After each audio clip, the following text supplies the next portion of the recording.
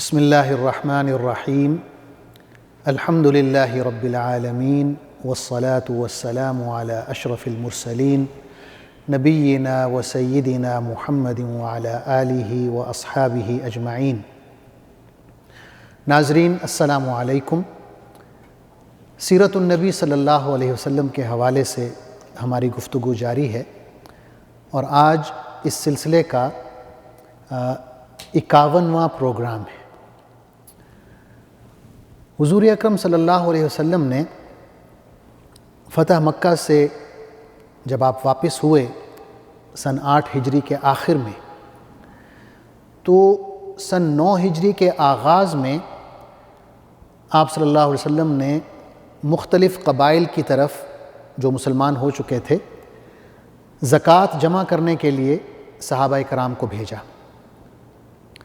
مولانا صفی الرحمن مبارک پوری اپنی کتاب الرحیق المختوم میں 16 صحابہ کا ذکر کرتے ہیں جنہیں آپ صلی اللہ علیہ وسلم نے مختلف قبائل کی طرف بھیجا کہ وہاں زکوٰۃ اکٹھی کر کے لائیں وہاں سے۔ اس کے علاوہ چند قبائل ابھی ایسے بھی تھے جو مسلمان نہیں ہوئے تھے اور ان سے خطرہ بھی تھا، تو ان کی طرف آپ صلی اللہ علیہ وسلم نے فوجی مہمات ارسال کی۔ 5 فوجی مہمات ہیں جن کا ذکر آتا ہے سیرت کی کتابوں میں۔ سب سے پہلی فوجی مہم جو ہے وہ نجد کی طرف ہے، قبیلہ بنو تمیم کی طرف۔ یہ مسلمان ہو گئے تھے لیکن اس کے بعد دوبارہ انہوں نے ان کے کچھ ذیلی قبائل تھے جنہوں نے ابھی اسلام قبول نہیں کیا تھا، جزیہ دینے پر اتفاق کیا تھا لیکن بعد میں جزیہ دینے سے انکار کر دیا۔ تو آپ صلی اللہ علیہ وسلم نے حضرت عیینہ بن حصن کو بھیجا ان کی طرف۔ عیینہ بن حصن فزاری رضی اللہ عنہ، آپ کی قیادت میں حضور صلی اللہ علیہ وسلم نے 50 گھڑ سوار ان کی طرف بھیجے، اور آپ بہت تیزی سے سفر کرتے ہوئے گئے۔ رات کو آپ سفر کرتے تھے، دن میں چھپ جاتے تھے، اور آپ نے اچانک بنو تمیم پر حملہ کیا اور ان کے 11 مرد، 22 عورتیں اور 23 لڑکے گرفتار کر کے مدینہ لے آئے۔ مدینہ پہنچے ہی تھے کہ پیچھے بنو تمیم کا وفد بھی آ گیا۔ ان کے 10 سرکردہ سردار تھے، اور وہ آتے ہیں اور آپ صلی اللہ علیہ وسلم کو اونچی اونچی آواز میں بلانا شروع کرتے ہیں کہ باہر آئیں، ہماری بات سنیں۔ اسی حوالے سے سورہ حجرات کی آیات بھی نازل ہوئیں جس میں حضور صلی اللہ علیہ وسلم کو بلانے کے حوالے سے جو آداب ہیں ان کا ذکر ہوا۔ تو آپ صلی اللہ علیہ وسلم نے قبیلہ بنو تمیم کا جو وفد تھا ان کا استقبال کیا، اور جب آپ صلی اللہ علیہ وسلم ظہر کی نماز پڑھا کے فارغ ہوئے تو اس وفد نے حضور صلی اللہ علیہ وسلم سے یہ خواہش ظاہر کی کہ ہم چاہتے ہیں کہ ہمارا جو وفد ہے وہ صحابہ کرام سے خطابت میں اور شاعری میں مقابلہ کرے۔ تو آپ صلی اللہ علیہ وسلم نے اجازت دے دی۔ تو ان کے ایک خطیب تھے اتارد بن حاجب، وہ کھڑے ہوئے اور انہوں نے تقریر کی۔ جب وہ مکمل کر چکے تو آپ صلی اللہ علیہ وسلم نے حضرت ثابت بن قیس رضی اللہ عنہ کو، جو خطیب اسلام ان کا لقب ہے، انہیں حکم دیا کہ آپ کھڑے ہوں اور اس تقریر کا جواب دیں۔ حضرت ثابت بن قیس رضی اللہ عنہ بہت ہی فصیح و بلیغ تقریر کرتے ہیں۔ اس کے بعد وہ اپنا شاعر کھڑا کرتے ہیں اور وہ اپنا کلام سناتا ہے۔ پھر حضور صلی اللہ علیہ وسلم حضرت حسان بن ثابت رضی اللہ عنہ کو، جو شاعر اسلام ہیں، انہیں حکم دیتے ہیں کہ وہ ان کے شاعر کا جواب دیں۔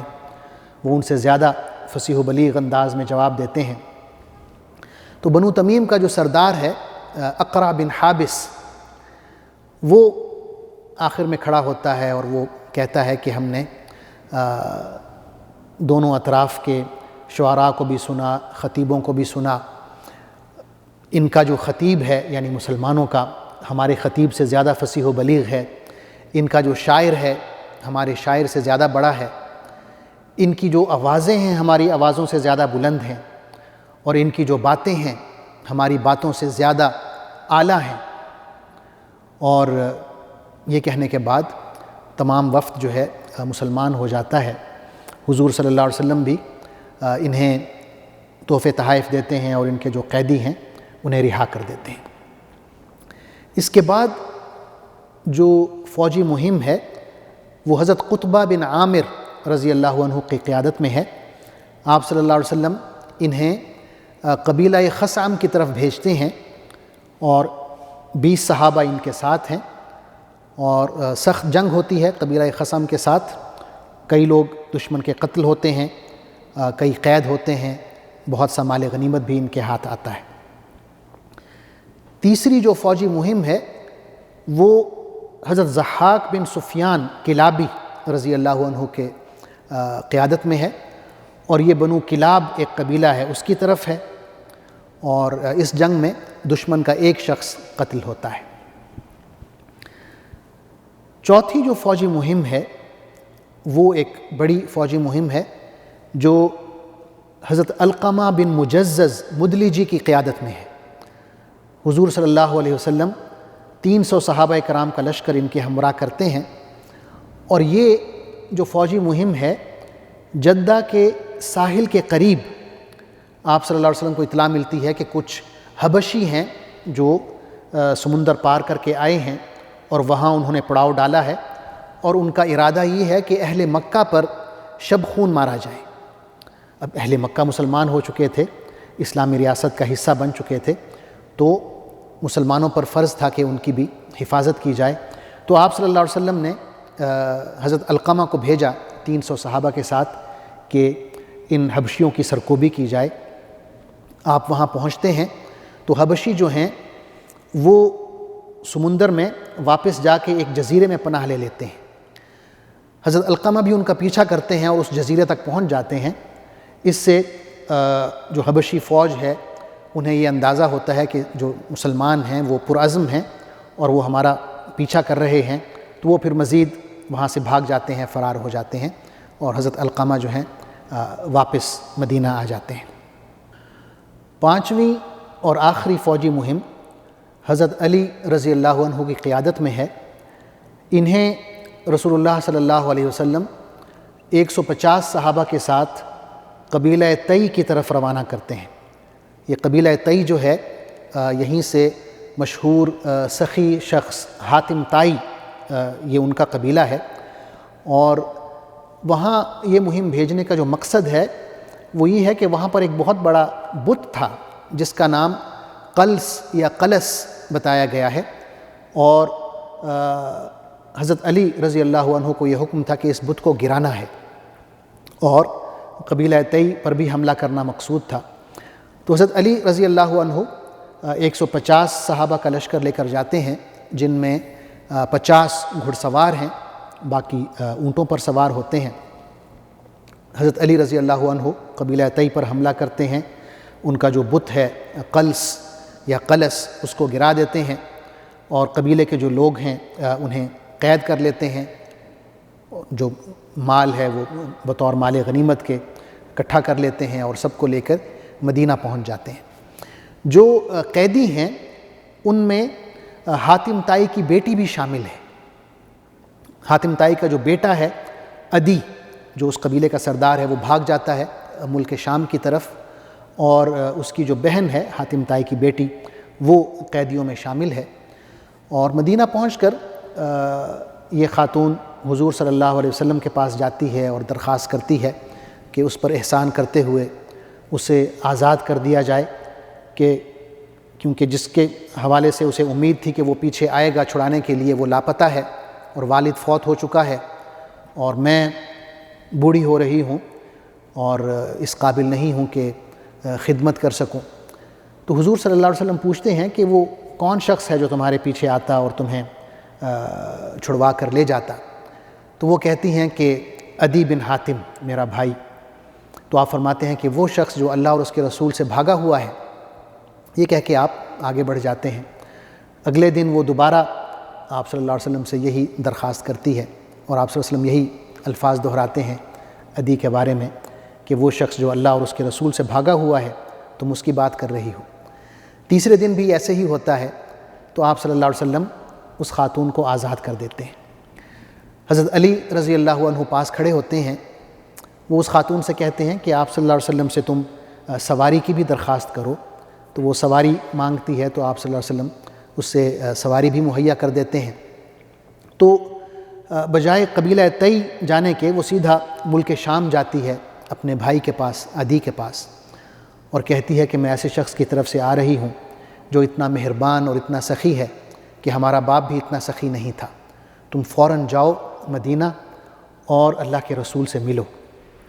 تو عدی مدینہ پہنچتے ہیں، آپ صلی اللہ علیہ وسلم کے پاس آتے ہیں، اور رسول اللہ صلی اللہ علیہ وسلم عدی سے ایک طویل گفتگو کرتے ہیں۔ جو مشہور سیرت نگار ہیں علامہ ابن اسحاق اور امام احمد بن حنبل رحمۃ اللہ علیہ، انہوں نے بھی عدی بن حاتم اور حضور صلی اللہ علیہ وسلم کی جو گفتگو ہے اسے نقل کیا ہے۔ صحیح بخاری میں بھی عدی بن حاتم رضی اللہ عنہ کی کچھ روایات ہمیں ملتی ہیں۔ تو جو باتیں آپ صلی اللہ علیہ وسلم نے عدی بن حاتم سے کی، اس میں ایک یہ تھا کہ اے عدی، کیا تم کلمہ طیبہ سے بھاگ رہے ہو، لا الہ الا اللہ کہنے سے بھاگ رہے ہو؟ کیا کوئی ایسی ذات بھی تمہارے علم میں ہے جو عبادت کے لائق ہو، خدا کے علاوہ بھی کسی خدا کو تم جانتے ہو؟ تو عدی نے کہا کہ اے اللہ کے رسول، ایسی تو کوئی بات نہیں ہے۔ پھر آپ نے پوچھا کہ کیا تم اللہ اکبر کہنے سے بھاگ رہے ہو؟ کیا کوئی ایسی ذات تمہارے علم میں ہے جو اللہ سے بڑی ہو؟ تو عدی نے دوبارہ نفی میں جواب دیا کہ ایسی تو کوئی ذات نہیں ہے جو اللہ سے بڑی ہو۔ تو پھر آپ صلی اللہ علیہ وسلم نے کہا کہ یہود جو ہیں ان پر اللہ کا غضب نازل ہوا، اور جو عیسائی ہیں وہ گمراہ ہوئے، انہوں نے حضرت عیسیٰ علیہ السلام کو اللہ کا بیٹا بنا لیا۔ حضرت عدی رضی اللہ عنہ اس تمام گفتگو کے بعد کہتے ہیں کہ اے اللہ کے رسول، میں اپنے ہوش و حواس میں، بقائمی ہوش و حواس میں اقرار کرتا ہوں کہ اللہ کے سوا کوئی عبادت کے لائق نہیں، اور آپ صلی اللہ علیہ وسلم اللہ کے رسول ہیں، یعنی اسلام قبول کر لیتے ہیں۔ آپ صلی اللہ علیہ وسلم خوش ہوتے ہیں اور آپ کا چہرہ خوشی سے دمک اٹھتا ہے۔ صحیح بخاری میں حضرت عدی بن حاتم رضی اللہ عنہ کی ایک روایت ہے، آپ خود روایت کرتے ہیں، فرماتے ہیں کہ میں جب حضور صلی اللہ علیہ وسلم کے پاس بیٹھا ہوا تھا تو ایک شخص آیا، اس نے فقر و فاقہ کی شکایت کی۔ اس کے بعد دوسرا شخص آیا، اس نے کہا کہ اللہ کے رسول، ہمارے جو راستے ہیں محفوظ نہیں ہیں، جو بدو ہیں راستوں میں، یہ ڈکیتیاں کرتے ہیں، ہمیں لوٹ لیتے ہیں۔ تو یہ سن کے آپ صلی اللہ علیہ وسلم نے مجھ سے کہا کہ اے عدی، اگر اللہ نے تمہیں لمبی عمر دی تو تم دیکھو گے کہ یہ جو شہر ہے ہیرا، یہ عراق کا جنوبی شہر ہے، یہاں سے ایک خاتون چلے گی اپنے اونٹ پر سوار اور سیدھا مکہ پہنچے گی، آ کر اللہ کے گھر کا طواف کرے گی، اور سوائے اللہ کے اسے کسی کا خوف نہیں ہوگا۔ پھر آپ نے فرمایا کہ اے عدی، اگر تم نے لمبی عمر پائی تو تم ایران کے بادشاہ کسریٰ کے خزانے فتح کرنے والوں میں شامل ہوگے۔ پھر آپ نے فرمایا کہ اے عدی، اگر تم نے لمبی عمر پائی تو تم دیکھو گے کہ لوگ اپنے ہاتھوں میں سونا اور چاندی لیے لیے پھر رہے ہیں اور لوگوں میں بانٹنا چاہتے ہیں، دینا چاہتے ہیں، مگر کوئی لینے والا نہیں ہوگا، یعنی اتنی خوشحالی آ جائے گی۔ پھر عدی رضی اللہ عنہ کہتے ہیں کہ میں نے پہلی دو نشانیاں تو دیکھی اپنی زندگی میں۔ میں نے دیکھا کہ ایک خاتون ہیرا سے چل کے آئی عراق سے اور اکیلی مکہ پہنچی اور اس نے طواف کیا۔ لوگوں نے اس سے پوچھا کہ تم کسی سے ڈری نہیں؟ تو اس نے کہا ہاں، اللہ کا ڈر تھا، اللہ سے میں ڈرتی ہوئی آئی ہوں۔ پھر حضرت عدی نے فرمایا کہ میں ان لوگوں میں شامل تھا جنہوں نے ایران فتح کیا اور کسریٰ کے خزانے کھولے، میں ان میں شامل تھا۔ پھر انہوں نے کہا کہ اب میں بوڑھا ہو چکا ہوں، لیکن مجھے یقین ہے کہ تم لوگ وہ جو تیسری پیشین گوئی تھی حضور صلی اللہ علیہ وسلم کی کہ لوگ اپنے ہاتھوں میں سونا اور چاندی لیے ہوئے نکلیں گے اور کوئی لینے والا نہیں ہوگا، یقیناً وہ پیشین گوئی بھی پوری ہوگی۔ اور یہ پیشین گوئی جو ہے اللہ تعالیٰ نے پوری کی، لیکن یہ حضرت عمر بن عبدالعزیز رضی اللہ عنہ کے دور میں پوری ہوئی کہ لوگوں میں اتنی زیادہ خوشحالی تھی کہ دینے والے بہت زیادہ تھے لیکن لینے والا کوئی نہیں تھا۔ ناظرین، ان 5 فوجی مہمات کے بعد غزوہ تبوک ہوتا ہے۔ غزوہ تبوک کے حوالے سے تھوڑا سا پس منظر بیان کر دینا ضروری ہے۔ ذرا سا ہم پیچھے نظر دوڑائیں گے کہ غزوہ خیبر کے بعد جو یہودیوں کی طرف سے خطرہ تھا وہ ختم ہو گیا تھا۔ اسی طرح فتح مکہ کے بعد قریش کے لوگ مسلمان ہو گئے تو اہل مکہ کی طرف سے بھی جو خطرہ تھا وہ ختم ہو گیا۔ فتح مکہ کے بعد پھر غزوہ حنین ہوا، اس کی بدولت جو طائف کے لوگ تھے وہ بھی مسلمان ہو گئے۔ غزوہ حنین کے بعد بہت سے جو عرب قبائل تھے وہ بھی مسلمان ہوئے اور انہوں نے اپنے اپنے وفد جو ہیں مدینہ کی طرف بھیجنا شروع کر دیے۔ لیکن ایک طاقت اور بھی موجود تھی جو مسلمانوں کے لیے مسلسل خطرہ تھی، اور یہ اس وقت کی سب سے بڑی عسکری طاقت تھی، رومن ایمپائر۔ رومن ایمپائر سے مسلمانوں نے کیوں ٹکر لی، کیا وجہ تھی؟ پچھلے پروگرامز میں یہ عرض کر چکا کہ جب حضور صلی اللہ علیہ وسلم نے اس وقت کے بادشاہوں کو خطوط لکھے، انہیں اسلام کی دعوت دی، تو ایک خط حاکم بصرہ کی طرف ہی بھیجا جو آپ صلی اللہ علیہ وسلم نے اپنے صحابی حضرت حارث بن عمیر ازدی رضی اللہ عنہ کے ہاتھ بھیجا۔ آپ ابھی رستے میں ہی تھے کہ دمشق کا جو گورنر تھا اس وقت کا، جو رومیوں کی طرف سے عرب گورنر تھا، جس کا نام شرحبیل غسانی بتایا جاتا تھا، اس نے آپ صلی اللہ علیہ وسلم کے سفیر کو، ایلچی کو، نہ صرف یہ کہ گرفتار کر لیا بلکہ قتل کر دیا۔ یہ ایک بہت ہی گھٹیا حرکت تھی جو اس نے کی، کیونکہ اس وقت کا بھی جو انٹرنیشنل لاء تھا اس میں یہ بات مسلم تھی کہ ایلچیوں کو اور سفیروں کو قتل نہیں کیا جاتا۔ تو آپ صلی اللہ علیہ وسلم نے قتل کا بدلہ لینے کے لیے حضرت زید بن حارثہ رضی اللہ عنہ کو 3000 کا لشکر دیا، اور اس کے نتیجے میں جنگ مؤتہ ہوئی۔ لیکن جنگ مؤتہ کے حوالے سے جیسا کہ میں نے عرض کیا کہ مسلمانوں کا جو لشکر ہے وہ 3000 کا ہے، اور دوسری طرف رومن ایمپائر کی 1 لاکھ فوج تھی، اور ان کے ساتھ پھر عرب قبائل جو تھے ان کی 1 لاکھ فوج تھی۔ تو 3000 اور 2 لاکھ کا جو لشکر ہے ان کا آپس میں مقابلہ ہوا، اور مسلمان بمشکل اپنی جان بچا کر واپس مدینہ لوٹے، یعنی وہ ٹھیک سے اپنا بدلہ نہیں لے سکے۔ تو حضور اکرم صلی اللہ علیہ وسلم نے غزوہ مؤتہ کے بعد اپنی ایک جنگی حکمت عملی کے تحت بہت سے جو عرب قبائل تھے رومن ایمپائر کے نزدیک، انہیں اپنی طرف مائل کرنا شروع کیا، ان کے ساتھ معاہدے کرنا شروع کیے، اور بہت سے عرب قبائل ایسے تھے جو انہوں نے دیکھا کہ غزوہ مؤتہ میں ایک قلیل تعداد میں جو مسلمانوں کی تھی، ایک بہت ہی کثیر تعداد کو 2 دن کے لیے انگیج رکھا، ان کے ساتھ ان کے سامنے جم کر لڑے۔ تو بہت سے ایسے قبائل، عرب قبائل جو رومن ایمپائر کے حمایتی تھے، وہ ان سے کٹ کے مسلمانوں کے حمایتی بننے لگے اور مسلمانوں کے ساتھ امن کے معاہدے کرنے لگے۔ قیصر روم نے جب یہ دیکھا کہ یہ جو عرب قبائل ہیں ہم سے کٹ آف ہو رہے ہیں، ہم سے ہماری حمایت سے نکل رہے ہیں، تو اس نے جنگ مؤتہ کے تقریباً 1 سال کے اندر اندر ہی ایک بہت بڑی فوج تیار کرنا شروع کر دی اور مسلمانوں پر حملے کی تیاری کرنا شروع کر دی۔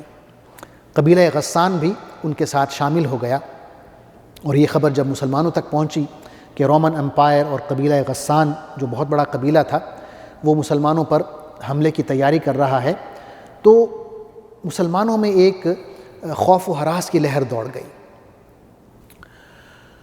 مزید یہ کہ سخت گرمی کا موسم تھا، اور مدینہ میں کھجوروں کی اور انگوروں کی جو فصل ہے وہ پک کے تیار کھڑی تھی، اور صحابہ کرام اس انتظار میں تھے کہ ہم یہ فصل کاٹیں گے۔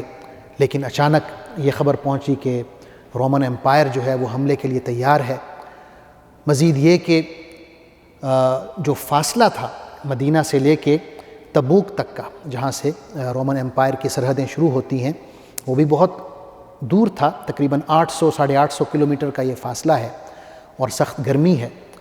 لیکن حضور اکرم صلی اللہ علیہ وسلم نے یہ فیصلہ فرمایا کہ اگر ہم رومن امپائر کو اجازت دیتے ہیں کہ وہ پیش قدمی کرتے ہوئے مدینہ تک پہنچ جائیں تو اس سے جو اسلامی سلطنت ہے اس کو بہت خطرہ ہو سکتا ہے، اور ساتھ میں اسلام کی جو عسکری قوت ہے اس کی ساکھ کو بہت نقصان پہنچ سکتا ہے، اور یہ بھی کہ جو عربوں کی جاہلیت ہے اس کو ابھی ختم ہوئے زیادہ عرصہ نہیں گزرا، یعنی عربوں کی جاہلیت غزوہ حنین کے بعد تقریباً آخری سانس لے رہی تھی، اور اگر اس وقت سستی دکھائی گئی تو یہ دوبارہ زندہ ہو جائے گی، اور دوبارہ جو عرب قبائل ہیں وہ شرک کی طرف لوٹ سکتے ہیں۔ مدینہ کے اندر منافقوں کی بھی ایک کثیر تعداد موجود تھی، جنہوں نے جب اس حملے کی خبر سنی تو بہت خوش ہوئے، نہ صرف یہ کہ خوش ہوئے بلکہ سازشیں کرنے لگے کہ کس طرح ہم رومن امپائر کی مدد کر سکتے ہیں اور مسلمانوں کو شکست دے سکتے ہیں۔ اس مقصد کے تحت انہوں نے مدینہ سے باہر ایک مسجد بھی تعمیر کی تاکہ وہ ان کی سازشوں کا ایک گڑھ بن سکے، اور اس غرض کے لیے کہ مسلمانوں کو شک نہ ہو، آپ صلی اللہ علیہ وسلم کو شک نہ ہو، انہوں نے آ کے آپ صلی اللہ علیہ وسلم سے یہ درخواست بھی کی کہ آپ آئیں اور اس مسجد میں نماز ادا کریں۔ آپ صلی اللہ علیہ وسلم نے فرمایا کہ ابھی تو میں تبوک کے لیے روانہ ہو رہا ہوں، جب واپس آؤں گا تو تب نماز پڑھوں گا، یعنی آپ نے یہ فیصلہ مؤخر فرما دیا۔